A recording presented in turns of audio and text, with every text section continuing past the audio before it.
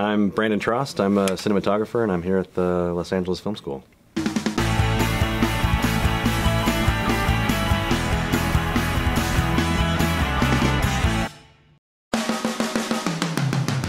I'm super proud of the interview. I mean, to be honest, like, all the controversy around the interview really didn't culminate until literally a year after we finished shooting the movie. Like, we shot the movie a year before all this went down. And when we made it, we're like, oh, it's gonna be great, it's funny. It's like, you know, what if we started World War III? Ha ha ha. We're just like signing into this job. It's like, we didn't think, I mean, why would we think anything would happen? I mean, I guess now we know why.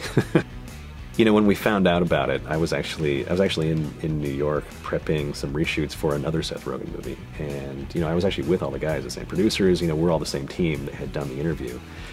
And everything kind of had like a domino effect. You know, we were out there, and once they made a bomb threat, it became real. They canceled the release.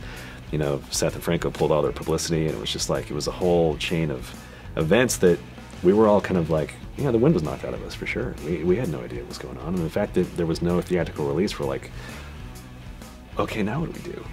It was crazy that we were on a scout, and we stopped for lunch just to watch the president give his address.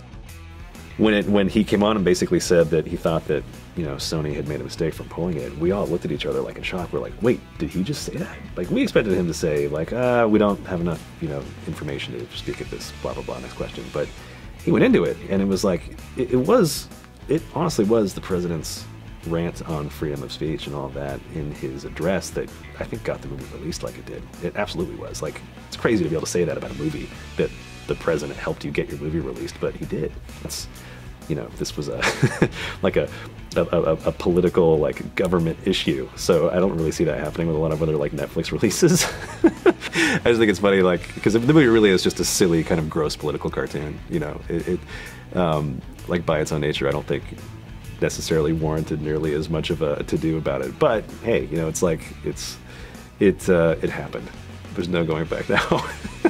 It's crazy.